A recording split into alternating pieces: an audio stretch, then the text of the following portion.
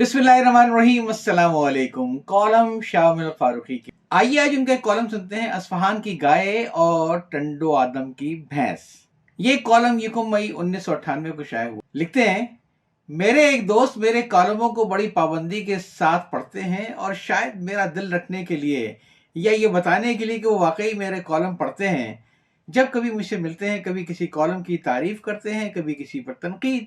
आज शाम मुझसे मिलने आए तो कहने लगे, ये तुम बसा औकात बहुत छोटी और गैर अहम बातों पर कॉलम क्यों लिखते हो और फिर बार बार पुराने वाकयात क्यों दोहराते हो।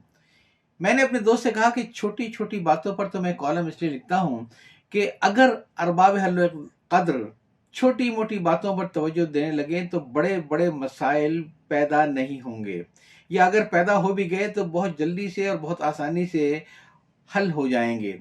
और पुराने वाकयात दोहराने का सबब तो मैं अपने कॉलमों में कई बार बयान कर चुका हूँ। मैं फितरतन बुनियाद परस्त इंसान वाक़ हुआ हूँ। मैं समझता हूँ कि हमें अपनी बुनियाद से अपना रिश्ता कायम रखना है, तो किसी बुराई को दूर करने में हम अपने पेशरों में से किसी न किसी के तजर्बे से फ़ायदा उठा सकते हैं, जो मसाइल को हल करने का सबसे मौसर तरीक़ा है। अभी हम लोग ये बातें कर ही रहे थे कि सामने मेज पर रखे हुए 19 अप्रैल के रोजनामा नवाए वक्त कराची पर मेरी नजर पड़ी। मैंने अपने दोस्त से कहा कि क्या तुमने इसमें चंद सत्रों पर मुश्तमिल ये छोटी सी खबर देखी कि टंडो आदम से अखबार के नामा निगार ने इत्तला दी है कि टंडो आदम के करीब पुलिस ने एक करीबी गांव पर छापे के दौरान मुलजिम के न मिलने पर उसके घर से तकरीबन 60,000 रुपए की मालियत की 2 भैंसें थाने में लाकर गायब कर दी। नामानिगार के मुताबिक भैंसों के मालिकान ने इल्जाम ही लगाया है कि पुलिस अपना जुर्म छुपाने के लिए खुद भैंसों के मालिकान को तंग कर रही है। मेरे दोस्त ने कहा कि ठीक है, मैंने पढ़ ली ये खबर, लेकिन इसकी अहमियत क्या है? ऐसे वाकयात तो हमारे हर जिले और हर गांव में रोजाना दर्जनों के हिसाब से होते रहते हैं। अब ये कोई ऐसा वाकया तो नहीं है कि इसकी कोई खास अहमियत दी जाए, इस पर कोई कॉलम लिखा जाए। मैंने अपने दोस्त से कहा कि मुमकिन है तुम्हारा ख्याल सही हो, लेकिन तुम्हें शायद सुनकर अफसोस होगा कि आज से सैकड़ों बरस पहले एक मुसलमान सुल्तान का ख्याल ये नहीं था।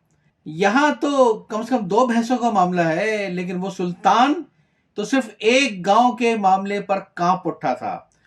चलो, मैं इन 2 घटिया भैंसों पर कॉलम नहीं लिखता, बल्कि अरसलान के बेटे मलिक शाह सल्जूकी का वाकया तुम्हें सुना देता हूँ। ये कहने के बाद मैंने अपने दोस्त को मलिक शाह का वाकया सुनाया।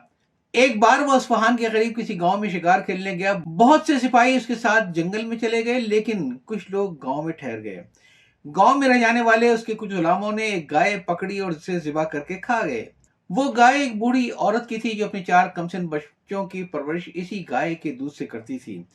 जाहिर है एक कमजोर और गरीब बेवा औरत सुल्तान के हमले के खिलाफ तो कुछ कर नहीं सकती थी। उस वक्त तो वो खामोश हो गई, लेकिन जब मलिक शाह शिकार से वापस आया तो अपने लाओ लश्कर के साथ जिंदा रौत के पुल से गुजरने लगा। बुढ़िया अचानक सामने आ गई और उसने मलिक शाह के घोड़े की लगाम पकड़ी। मलिक शाह और उसके तमाम साथी रुक गए। बुढ़िया ने कहा, अल परसलान के बेटे, मेरे साथ बड़ा जुल्म हुआ है और तुझे इंसाफ करना है। तो ये बता कि ये इंसाफ यहाँ जिंदा रोड के पुल पर करेगा या मैदान हश में पुलिस रात पर करेगा। मलिक शाह कांपने लगा और पस्त लहजे में बोला, पुलिस रात पर इंसाफ करने की मुझ में हिम्मत नहीं है। जो कुछ मैं कर सकता हूँ यही करूंगा। बड़ी भी, तुम ये बताओ कि तुम्हारे साथ जुल्म किसने किया है और क्या जुल्म किया है। बुढ़िया ने अपनी गाय के ज़िबा करने का सारा वाकया सुनाया और कहा कि मेरे साथ जुल्म तो तू ही नहीं किया, कि क्योंकि तेरे गुलाम जो कुछ करते हैं वो तेरी ही कुव्वत के घमंड पर करते हैं। इनका जुल्म भी तेरे हिसाब में लिखा जाएगा। मलिक शाह ने वही तहकीक की, जिसके नतीजे में मुलजिमों की निशानदेही हो गई, मुजरिमों को इबरतनाक सजाएं हो गई। साथ ही मलिक शाह ने बुढ़िया को 70 गायें देने का हुक्म दिया। जब मलिक शाह का इंतकाल हुआ तो बुढ़िया उस वक्त तक जिंदा थी। उसने मलिक शाह के मरने की खबर सुनी तो रो रो कर दुआ मांगी, बार इलाही, मेरे मामले में अरसलान के बेटे ने इंसाफ के अलावा एहसान से भी काम लिया था। अब तू भी इसके साथ एहसान का सलूक कर। कहते हैं कि कुछ दिनों के बाद मलिक शाह के गुलाम ने उसे ख्वाब में देखा और पूछा, वहां कैसी गुजरी। मलिक शाह ने कहा कि अल-परसलान का बेटा जिंदारोद के पुल पर बुढ़िया से इंसाफ न करता तो खुदा जाने किस अजाब से पुलिस रात से गुजरना पड़ता। मैं ये वाकया सुनाकर खामोश हो गया। मेरे दोस्त ने पूछा कि क्या तुम ये चाहते हो कि सिंध के गवर्नर, वजीर आला और इंस्पेक्टर जनरल पुलिस वगैरह टंडो आदम जाएं और उन सिपाहियों को पता करें जिन्होंने भैंस छीनी थी, फिर उन्हें सजा दिलवाएं और मजलूमों के नुकसान की तलाफी करें। मैंने कहा मैं कुछ नहीं चाहता।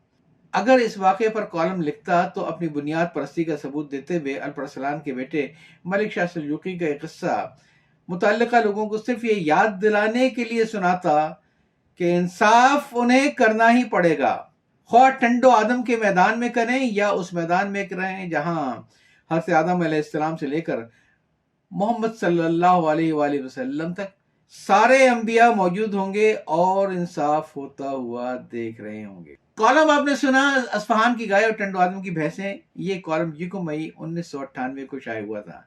याद चाहता हूँ। अल्लाह हाफिज।